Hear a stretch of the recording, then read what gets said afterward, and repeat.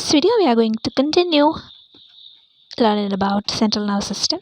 So now we are going to start reading somatosensory cortex, or a major important topic called somatosensory cortex.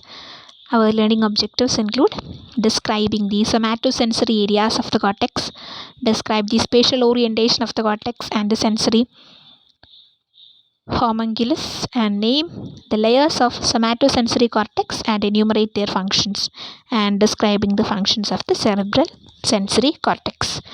So along with that, describe the effects of a lesion of the sensory cortex. So let's learn some major points or terms related to this topic, like amorphosynthesis, lack of awareness of somatic sensation from the opposite side of the body. Lack of awareness of somatic sensation from the opposite side of the body. Then astereognosis. So inability to identify an object by touch without looking at it. Inability. And then Brodmann areas of the cortex defined in a numbered fashion based on neurological organization. Then parietal cortex, part of the cortex behind the frontal lobe which integrates sensory information. Before discussing the role of cerebral cortex in somatic sensation, we need to give an orientation to the various areas of the cortex. It is divided into about 50 distal areas called Brodmann areas based on histological structure differences. This map is important because virtually all neurophysiologists and neurologists use it to refer by number to many of the different functional areas of the human cortex.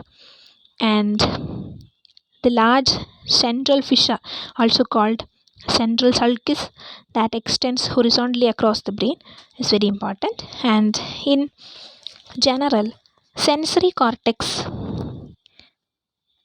signals from all modalities of sensation terminate in the cerebral cortex immediately posterior to the central fissure. So, sensory signals from all modalities of sensation terminate in the cerebral cortex immediately posterior to the central fissure. And generally, the anterior half of the parietal lobe is concerned almost entirely with reception and interpretation of somatosensory signals, but the posterior half of the parietal lobe provides still higher levels of interpretation. And visual signals terminate in the occipital lobe, and auditory signals terminate in the temporal lobe. And conversely, the portion of the cerebral cortex anterior to the central fissure and constituting the posterior half of the frontal lobe is called the motor cortex and is devoted almost entirely to control of muscle contractions and body movements. A major share of this motor control is in response to somatosensory signals received from the sensory portion of the cortex, which keep the motor cortex informed at each instant about the positions and motions of the different body parts. Then somatosensory areas 1 and 2. Two separate sensory areas in the anterior parietal lobe are important, like somatosensory area 1 and somatosensory area 2. The reason for this division into two areas is that a distinct and separate spatial orientation of the different parts of the body is found in each of these two areas. However, somatosensory area 1 is so much more extensive and so much more important than somatosensory area 2 that in popular usage of term somatosensory cortex almost always means area 1.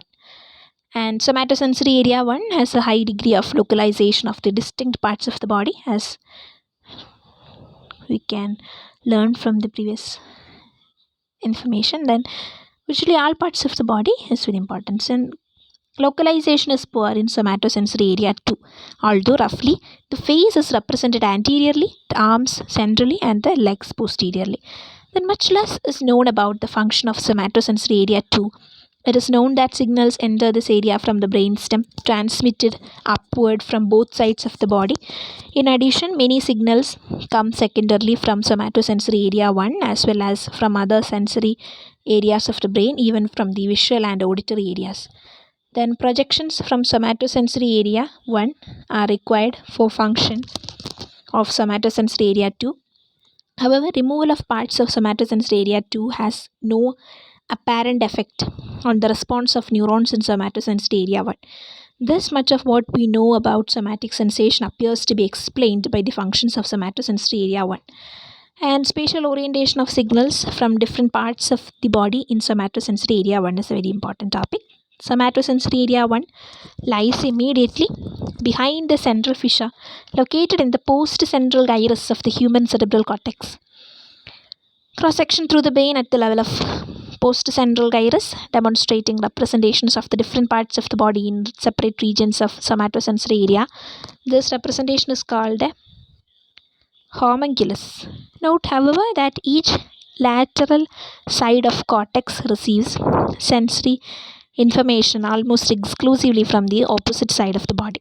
Some areas of the body are represented by large areas in the somatic cortex, the lips, the greatest of all, followed by the face and thumb, whereas the trunk and lower part of the body are represented by relatively small areas. The sizes of these areas are directly proportional to the number of specialized sensory receptors in each receptive peripheral area of the body. For instance, a great number of specialized nerve endings are found in the lips and thumb, whereas only a few are present in the skin of the body trunk. Note also that the head is represented in the most lateral portion of somatosensory area 1 and the lower part of the body is represented medially. Then layers of somatosensory cortex and their function. The cerebral cortex contains 6 layers of neurons, beginning with layer 1 next to the brain surface and extending progressively deeper to layer 4. And as would be expected, the neurons in each layer perform functions different from those in other layers. Some of these functions are as follows. The incoming sensory signal excites neuronal layer 4 first. The signal then spreads up towards the surface of cortex and also upward deeper layers. Then layers 1 and 2 receives diffuse non-specific input signals from lower brain centers that facilitate specific regions of cortex. The system is described, and this input mainly controls the overall level of excitability of the respective regions stimulated. Then the neurons in layers 2 and 3 send axons to related portions of the cerebral cortex on the opposite side of the brain through the corpus callosum. The neurons in layers 4 and 5 send axons to the deeper parts of the nerve system. Those in layer 4 are generally larger and project to more distant areas such as to the basal ganglia, brainstem and spinal cord, where they control signal transmission. From layer 4, especially large numbers of axons extend to the thalamus, providing signals from the cerebral cortex that interact with and help to control the excitatory levels of incoming sensory signals entering the thalamus. So, when we talk about structurally distinct areas like Brodmann areas of the human cerebral cortex, we could see about 50 areas. 1, 2, 3 primary somatosensory area 1 and areas 5 and 7 which constitute the somatosensory association area. So 1, 2, 3 are associated with primary somatosensory area 1.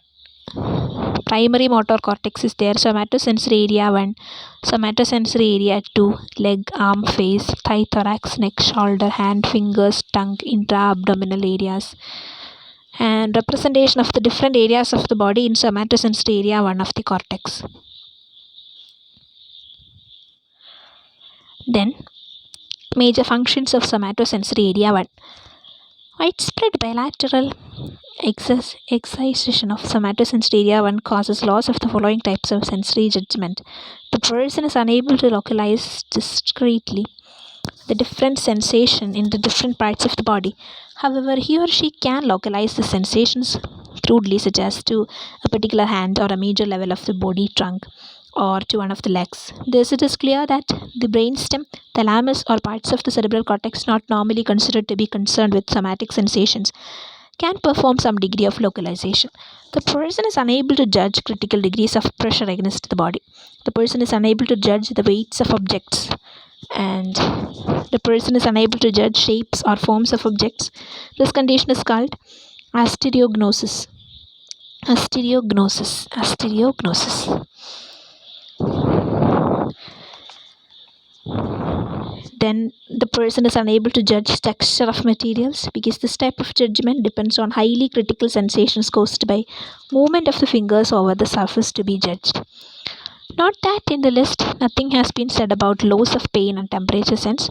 In the specific absence of only somatosensory area 1, appreciation of these sensory modalities is still preserved in both quantity and intensity, but the sensations are poorly localized, indicating that pain and temperature localization depends greatly on the topographical map of the body in somatosensory area 1 to localize the source. Then somatosensory association areas. Brodmann areas 5, 7 of the cerebral cortex located in the parietal cortex behind somatosensory area 1 play important roles in deciphering deeper meanings of the sensory information in the somatosensory areas. Therefore, these areas are called somatosensory association areas. Then electrical stimulation in a somatosensory association area can occasionally cause an awake person to experience a complex body sensation, sometimes even the feeling of an object such as a knife on a ball. Sometimes it seems clear that the somatosensory association area combines information arriving from multiple points in the primary somatosensory area to decipher its meaning. This occurrence also fits with the anatomical arrangement of the neuronal tracts that enter the somatosensory association area because it receives signals from somatosensory area 1, 2 and ventrobasal nuclei of the thalamus, other areas of the thalamus, the visual cortex and the auditory cortex. Then effect of removing the somatosensory association area like amorphosynthesis. When the somatosensory association area is removed on one side of the brain, the person loses the ability to recognize complex objects and complex forms felt on the opposite side of the body. In addition, he or she loses most of the sense of form of his or her own body or body parts on the opposite side. In fact, the person is mainly obvious to the opposite side of the body, that is, forgets that it is there. This condition is also called neglect. Therefore, a person also often forget to use the other side of motor functions as well. Likewise, when feeling objects, a person tends to recognize only one side of the object and forgets that the other side even exists. This complex sensory deficit is called amorphosynthesis. This contralateral loss of ability to recognize objects by touch without visual input is called asterognosis. This in turn requires a capacity for two-point discrimination as described later. The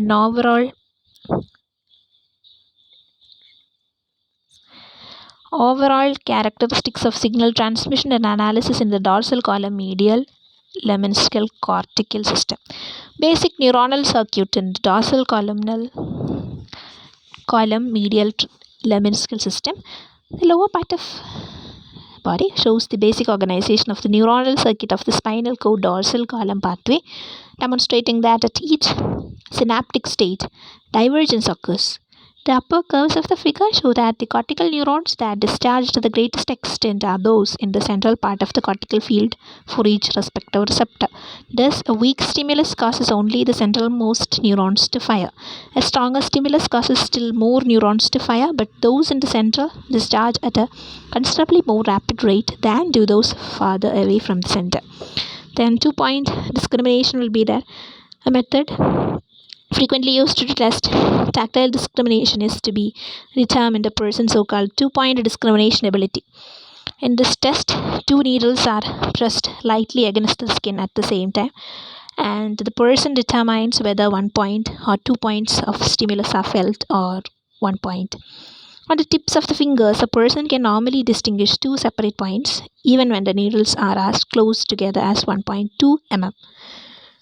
Then, when you try to learn about transmission of a pinpoint stimulus signal to the cerebral cortex, you could see regions like weak stimulus will be there, moderate stimulus will be there, then strong stimulus will be there, according to discharge per second. Then cortex, thalamus, dorsal column nuclei, single point stimulus on skin, etc. got activated from this. Then, However, on the person's back, the needles usually must be as far apart as 30 to 70 before two separate points can be detected.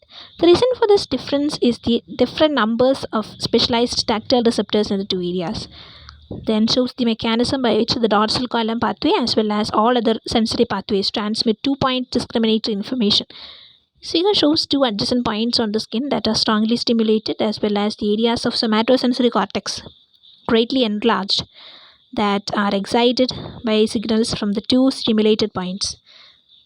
Spatial pattern of cortical excitation when both skin points are simultaneously stimulated. Note that the resultant zone of excitation has two separate peaks. These two peaks, represented by a valley, allow the sensory cortex to detect the presence of two stimulatory points rather than a single point. The capability of sensorium to distinguish this presence of two points of stimulation is strongly influenced by another mechanism, lateral inhibition, as explained in the later section. So, effect of lateral inhibition, also called surround inhibition, to increase the degree of contrast in the perceived spatial pattern. Virtually every sensory pathway, when excited, gives rise simultaneously to lateral inhibitory signals. These inhibitory signals spread to the sites of the excitatory signal and inhibit adjacent neurons. For instance, consider an excited neuron in a dorsal column nucleus.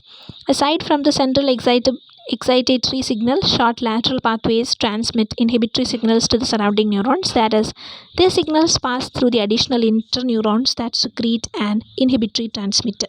The importance of lateral inhibition is that it blocks lateral spread of the excitatory signals and therefore increase the degree of contrast in the sensory pattern perceived in the cerebral cortex. In the case of dorsal column system, lateral inhibitory signals occur at each synaptic level. For instance, dorsal column nuclei of the medulla and the ventrobasal nuclei of the thalamus and the cortex itself. At each of these levels, the lateral inhibition helps to block lateral spread of the excitatory signal. As a result, the peaks of excitation stand out and much of the surrounding diffuse stimulation is blocked. This effect is very important. Then, transmission of rapidly changing and repetitive sensations. The dorsal column system is also of a particular importance in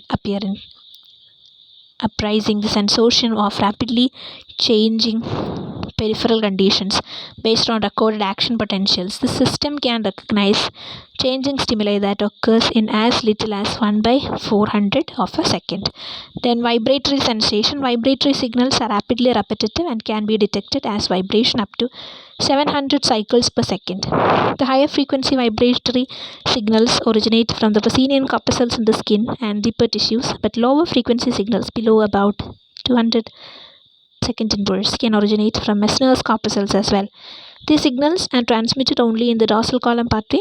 For this reason, application of vibration from a turning fork to different peripheral parts of the body is an important tool used by neurologists for testing functional integrity of the dorsal columns.